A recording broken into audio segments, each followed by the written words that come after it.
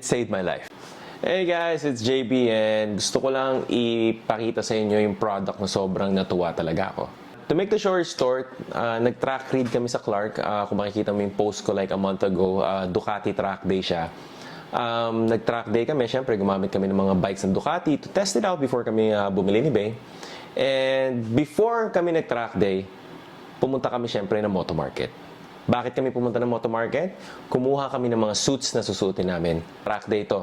Kumbaga parang pag nag-dirt bike tayo, kailangan prepared talaga tayo. Tama yung suit natin mula ulo hanggang paa. And unfortunately, hindi ko inaasahan sa sobrang... Well, maingat ako sa daan. Maingat talaga ako pag nag-ride ako. Pero the first time tayo nag-track, medyo natuwa.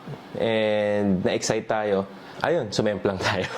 Sayang nga hindi ko nakuhanan dahil nung time na yun nakatanggal na sa akin yung Insta360. Si Bay may gamit nung time na yun, so hindi nakita. A few days before ng track day, syempre nag-prepare na kami and kumuha kami ng mga gamit sa Moto Market, which is a full suit and a boot. Helmets, meron naman na kami. Gloves, kumuha rin ako. Pero sobrang impressed ako sa suit. First time kong gumamit ng full suit. And gets ko na kung bakit talaga very, very important siya. And guys, ito yung suit natin. It's a Dainese suit from Moto Market. It saved my life. Kitang-kita naman natin. Ayan. Guys, akala ko plastic to nung una. Bakal pala siya sa loob. Kitang-kita mo yung suit natin. Talagang, guys, dinala ko ng motor. So, pag low side natin, nakaipit yung buong katawan ko sa bike. So, kasama ako dinadrag. Totally wala akong naramdaman. Walang pasa, wala akong sugat, nothing. And sobrang impressed ko sa suit. Medyo na-feel bad ako sa suit kasi bagong-bago siya. First time natin ginamit. And sumemplang. Kaya nga talaga tayo kumuha ng suit is for our own protection. Hindi naman to para sa forma. To be honest, sobrang init ng mga suit na to suotin. Pero sobrang worth it. Guys, even yung boot natin, we got the Dainese boot. And kung makikita nyo dito, ayan. Halos natanggal na siya.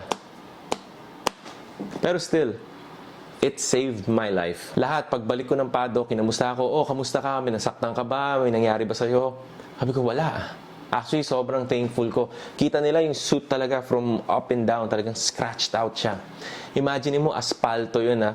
Pag side ko, talagang kumaskas ako sa aspalto. So guys, talagang tip ko sa inyo lahat, huwag tayo magtipid sa gear.